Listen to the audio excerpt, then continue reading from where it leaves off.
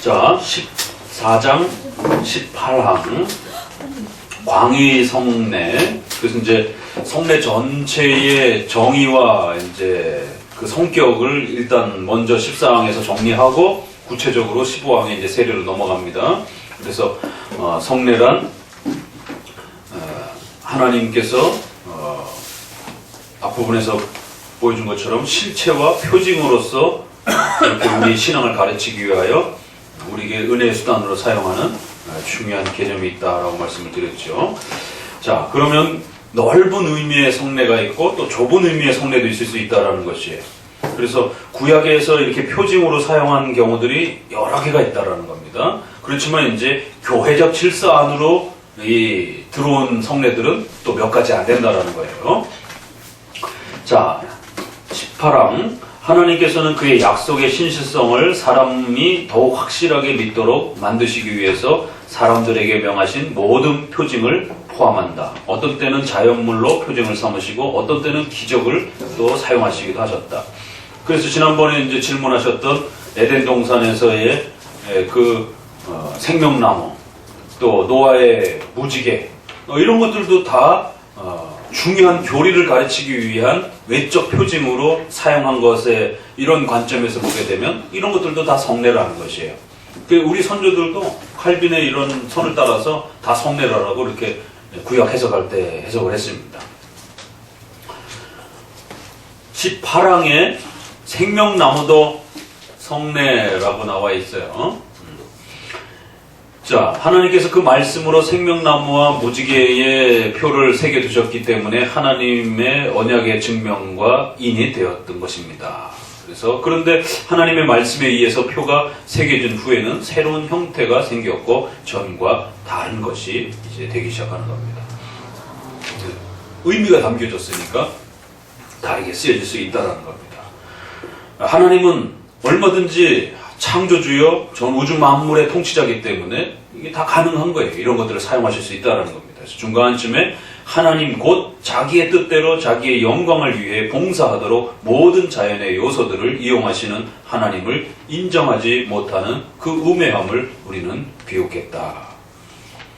어떤 사람들도 이제 그걸 반대하겠는데 하나님 얼마든지 그렇게 사용하셔서 자신의 뜻을 나타내실 수 있다는 겁니다. 그 이제 아브라함에게서 나오는 그 풀무 속에 있었던 빛, 또 기드온에게 사용했던 그 양털, 또 여호수아가 싸울 때 그 해 그림자가 이렇게 사용됐던 이런 부분들, 이런 부분들도 구약의 이러한 표현에서 보게 되면 충분히 성례전적으로 그렇게 도구로 하나님의 뜻을 드러내는 중요한 표징으로 그렇게 사용될 수 있다라는 것이. 19항 교회의 정규적인 성례. 그러면 폭넓게 그렇게 쓰여지기도 했지만 교회 안으로, 교회적 질서 안으로 정규적인 그런 하나의 규칙으로 들어올 때는 좀 더 작은 숫자로 폭이 좁은 형태로 들어왔다는 것이죠. 두 번째 줄 같이 읽어봅니다. 주께서 이 성례들을 제정하신 것은 주를 경배하는 종들이 한 믿음을 가지며 한 믿음을 고백하도록 장려하시려는 것이었다. 이것도 중요한 표현입니다. 왜 성례가 교회 안에서 이렇게 은혜 수단으로서 하나님이 주셨느냐면 가지각색의 마음으로 흩어져 있는 이 성도들을 한 마음 한 뜻으로 잘 묶어주기 위해서. 인간들이 잘 통일이 잘 안 돼요. 그래서 바벨탑 사건도 일어나잖아요. 이게 참 인간들이 마음이 잘 합쳐져서 한 뜻으로 이렇게 살아가면 좋겠는데 죄 때문에 그게 잘 안 되는 거예요. 그래서 파괴하고 깨트리고 망가뜨리려고 하고. 부부들도 그렇게 좋아서 한 시간도 1분 1초도 떨어질 수 없을 것처럼 그렇게. 그래서 두 사람의 결혼을 반대하는 사람들은 다 온 세상에 적처럼 그렇게 부모든 지인이든 다 적처럼 그렇게 몰아세우면서 좋아서 결혼을 해놓고는 결혼하고 나서 1년, 2년 뒤에 찢어져갖고 또 헤어지고 뭐냔 말이에요. 그렇게 좋아해서 사랑했지만 인간의 죄성 때문에 부부지간에도 마음이 그렇게 잘 안 합쳐지는 것이. 그러니까 부부라고 하는 이러한 공동체, 또 교회라고 하는 공동체, 국가라라고 하는 이 공동체 안에 그것을 묶어주는 하나님의 끈들이 조금씩 달라요. 그래서 교회는 좀 더 신앙적 공동체로 묶여져야 되기 때문에 성례라라고 하는 이 강력한 이러한 틀로 묶어주는 것입니다. 가정은 뭐게요? 복수. 가정을 묶어주는 강력한 끈이요, 줄은 뭐예요? 이혼하지 못하도록 강력하게 묶어주는 끈. 혼인. 네. 혼인. 이혼하지. 그 아이도 그래서 그런 끈 역할을 하는 겁니다. 애 생긴 가정들도 많이 이혼하던데요. 그러니까 그건 아이만이 다가 또 아니죠. 그래서 아이가 실제로 그런 역할을 합니다. 그래서 좀 더 이혼을 줄이게 되는, 아이 때문에 참게 되고 인내하게 되고 견디게 되는 이제 이런 일들이 실제로 일어나요. 그리고 그것 못지않게 더 중요한 건 또 이제 결혼의 서약이죠. 그래서 하나님 앞에서 짝지어 주신 배우자라고 하는 강력한 그 혼인 서약. 그래서 우리 크리스찬 청년들은 어려서부터 서약이라고 하는 맹세, 약속, 책임 이런 것에 대해서 훈련시켜야 됩니다.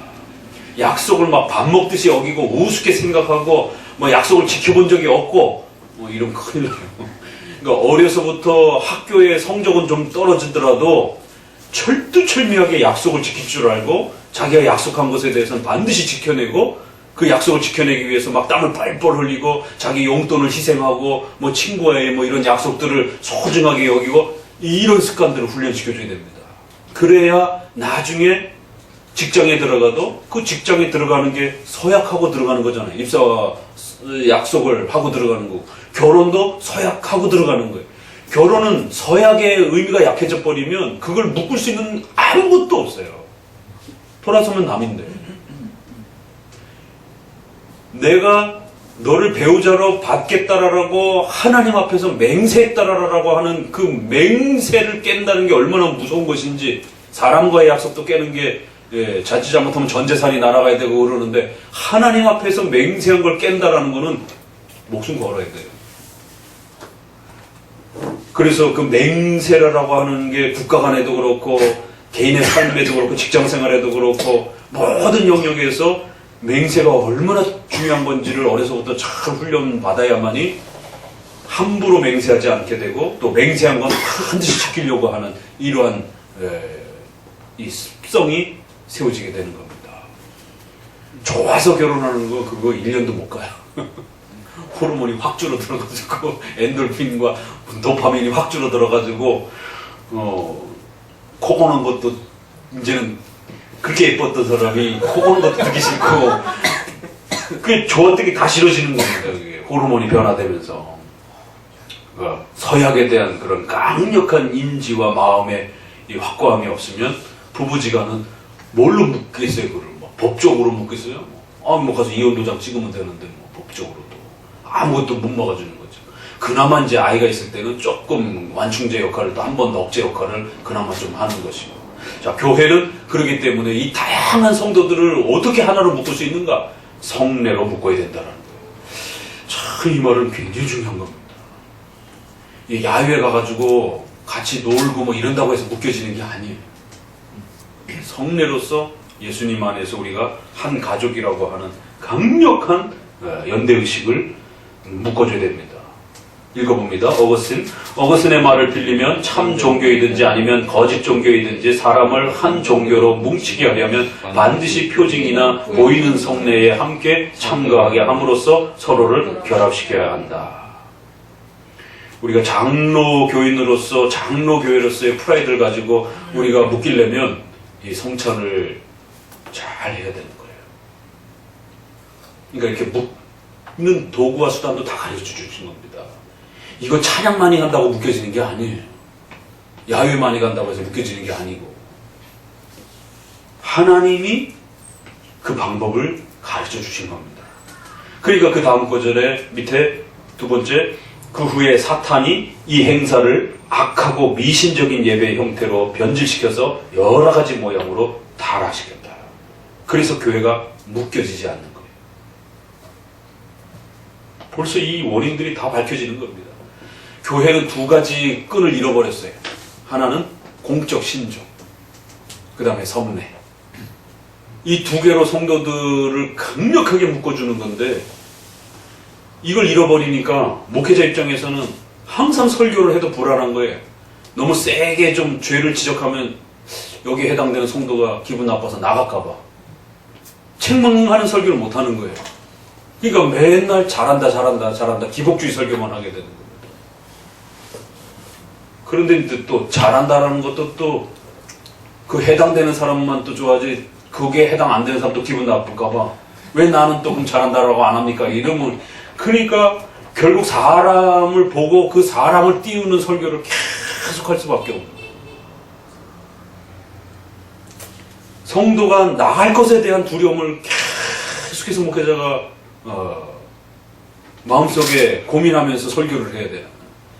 선지자로서 하나님 앞에 대언자로서 죄와 죽음에 대해서, 의와 선에 대해서 말을 하는 게 아니고, 나갈까봐, 재정의 위기가 닥칠까봐 말을 못하는지, 이런 방식의 신조와 성례가 외적 수단으로 있으면 나가라 해도 안 나갑니다. 오히려 죄를 책망해주면 더 무릎을 꿇고 그 신앙을 배우고 싶어서 오히려 다가서는 것이지. 그러니까 이 무기를 사탄이 안 거예요. 그래서 다른 거는 다 해라, 다 해. 이러면서 절대로 교회 안에서 신조 가르치지 마. 절대로 교회 안에서 정기적으로 성찬하지 마. 기가 막힌 거죠. 그러니까 한국 교회가 다 다 뭐 하는 것 같은데 요거만 안 해요. 그렇잖아요. 신조 교육, 성찬 정기적인 이런 거. 그러니까 얼마나 이 사탄이 절묘하게 그 부분을 교회 안에서 뺏어갔는지. 근데 이거를 누가 알아챘어요? 로마 카톨릭이 알아챈 겁니다. 그래서 카톨릭은 교리교육 안 했어요. 퍼포먼스만 했잖아요. 미사만 이렇게 하고, 보는 예배잖아요. 그래서 예배 보러, 예배를 보는, 아무도 참여 안 하고 신부들만이 집행하는 거잖아요. 종교개혁자들이 이걸 강력하게 묶어내니까, 우리 코니, 야, 이거 대단한데? 그래서 카톨릭 신조 강화. 예수회가 생기기 시작하면서 카톨릭 신조에 대한 의무교육. 두 번째, 성찬 강화, 미사 강화. 미사와 고해 성사를 통해서 모든 구원의 조건으로 삼아버리는. 그러니까 거기 참여하려고 막 성도들이 막 거기에 떨어질까봐 막 안절부절인 거예요. 그러니까 카톨릭이 아주 강력하게 묶이는 거예요. 전 세계 카톨릭인이 하나로 확 묶이는 거예요. 야, 우리는 뺏겼는데 카톨릭이 입을 써먹고 있는 거예요.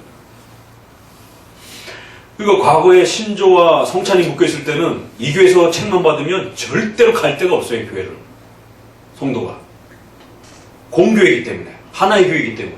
그 성도가 거기서 치리받은 거 다 알게 됩니다. 공유하게 돼 있고. 증명서를 가지고 움직이게 돼 있고.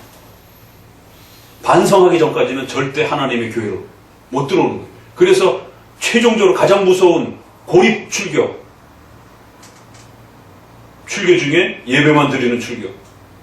더 센 거는 아예 분리시키는, 집에서 혼자 반성하고 예배 드리는 분리 출교. 갈 데가 없어요.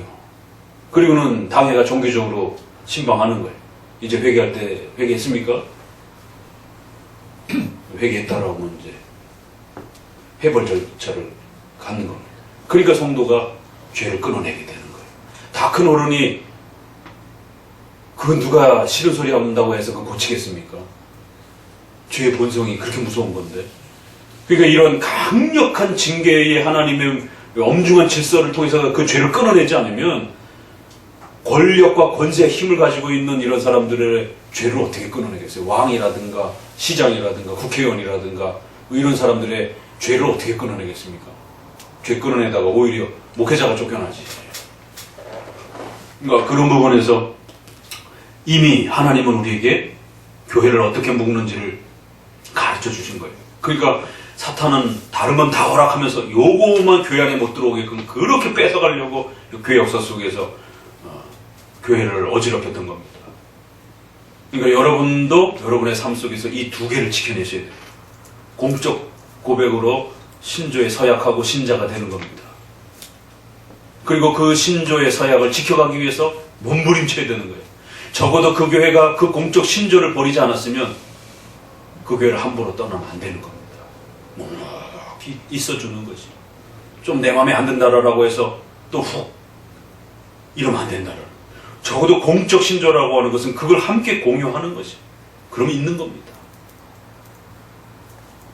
성찬 성도가 된다는 것에 대한 감격스러움, 또 그 성찬에 참여하기 위해서 정기적으로 노력하고, 그래서 성찬 주간이 선언이 되면 적어도 그 주간 정도는 말하는 거, 행동하는 거 이런 것도 좀 조심하고, 가족들끼리도 좀 너무 싸움하고 막 이런 것도 좀 자제하시고, 성찬 주간 앞두고 대판 싸우고 그러면 성찬 받지 마세요. 스스로 하나님 앞에 자기 자신을 돌아봐야 되는 겁니다.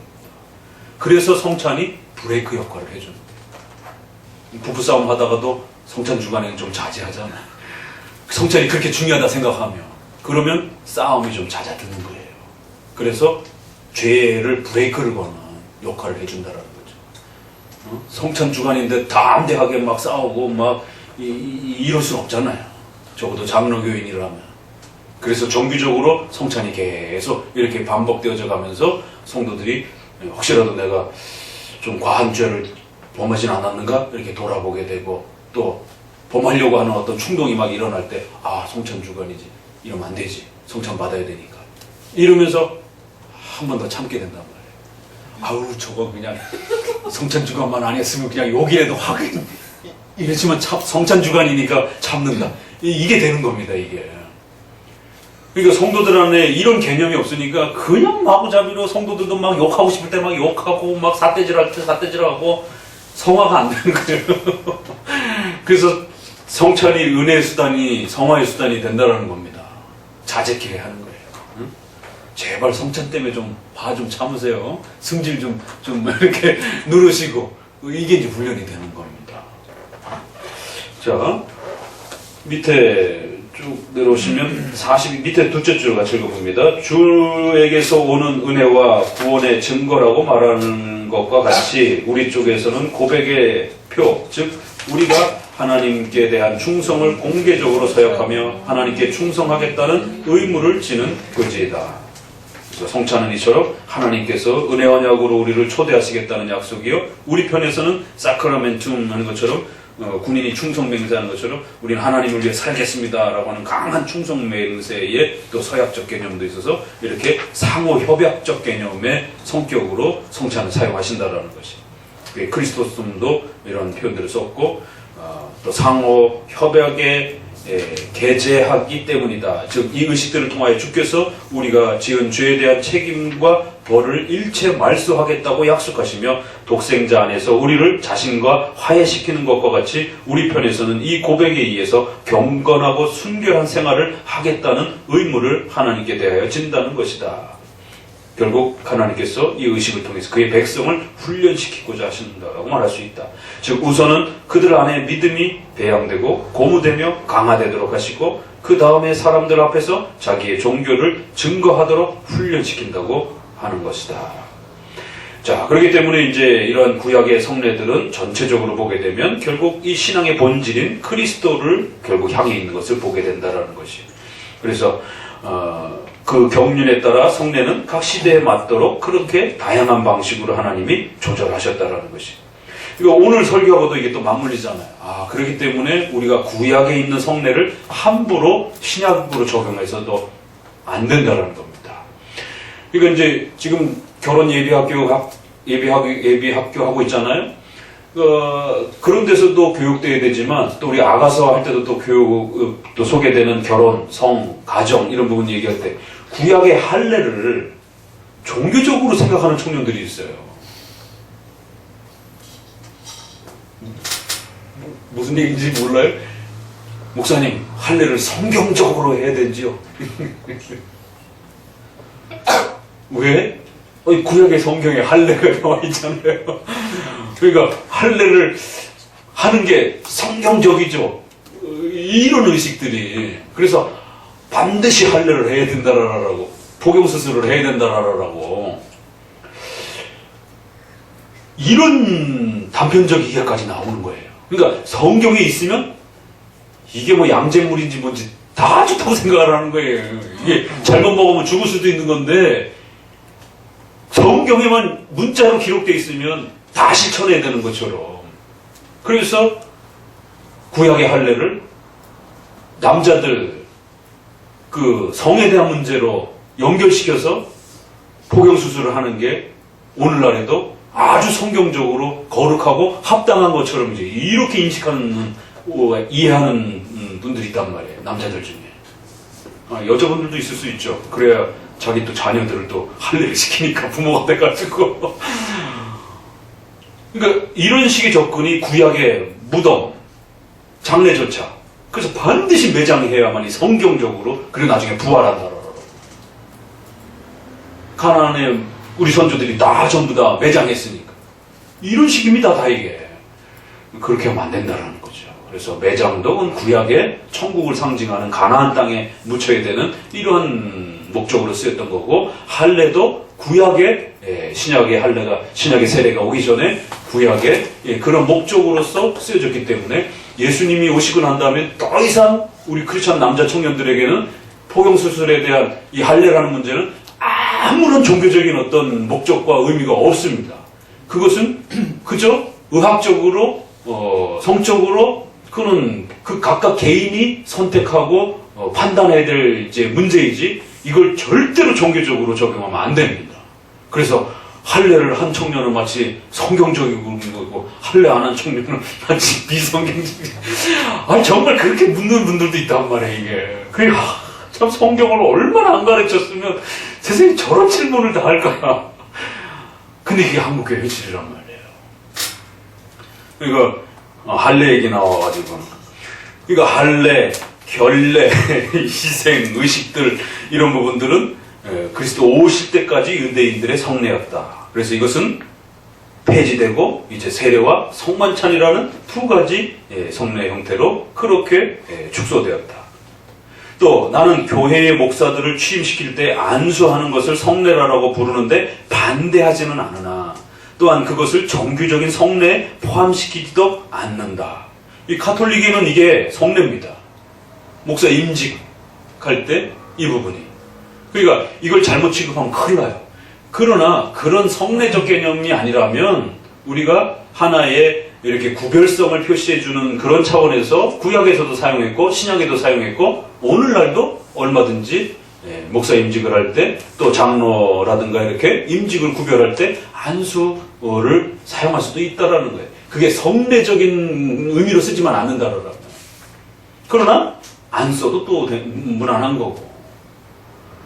왜? 직분의 구별성은 그 안수에 달려있는 게 아니라 하나님 앞에서 이 사람이 목회자로서 이제 하나님 앞에 거룩하게 구별하여 사역하기를 원합니다라고 하는 그 말씀의 선언에 달려있는 것이지, 뭐 안수했다고 해서 갑자기 막 전기가 찌르르르 막 오고 이러는 건 아니기 때문에, 안수는 그 구별성에 대한 하나의 외적 표시로서 이렇게 좀 더 보조적 수단이라.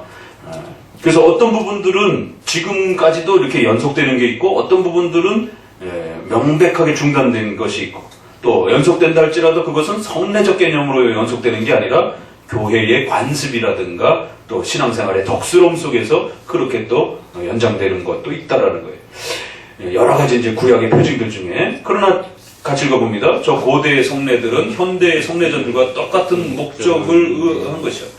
즉 사람들을 그리스도에게로 향하게 하고 손을 잡고 그리스도에게로 인도하거나, 또는 형상으로서 그리스도를 나타내고 그리스도를 사람들에게 알려주는 것이 그 목적이었다.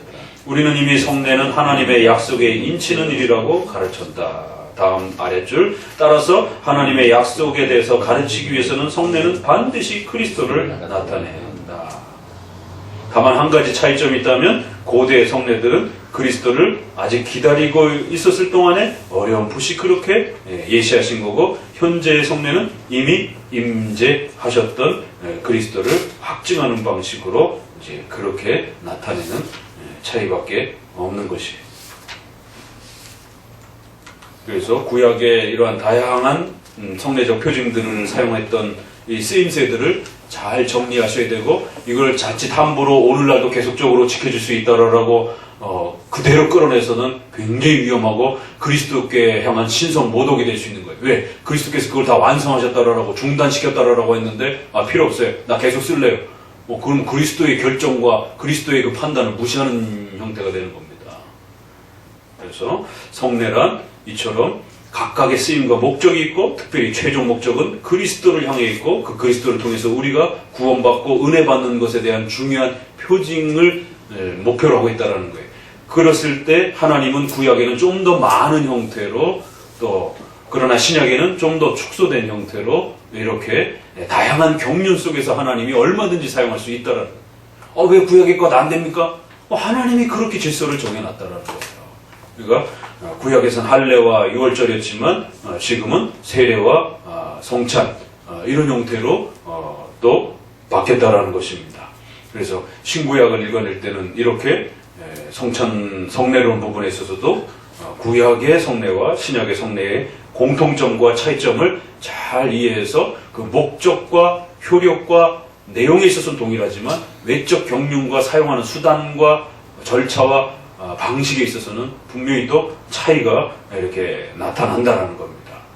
그러니까 이런 개념을 모르고 카톨릭은 칠성례라 해가지고 이제 뒤에 또 나오겠지만 결국 두 가지 성례 외에다가 5개나 더 자기네들이 덧붙여갖고 만들어가지고는 이것도 성례다라고 그러면서 또 그거를 교인들에게 강요하는 이제 이러한 또 폐단으로 빠지게 된 거죠. 그러니까 성례는 소중하고 중요하긴 한데 그 성례를 자칫 사용하면 미신화에 빠지게 되고, 안 사용하게 되면 하나님의 은혜가 단절되어지고 아까도 얘기했던 그런 중요한 교회적 연합이 깨지게 되는, 참 이게 양쪽의 이 위험 속에 균형을 잘 유지해야 된다는 겁니다. 오늘 성례를 지금까지만 다뤄봅시다. 기도합니다.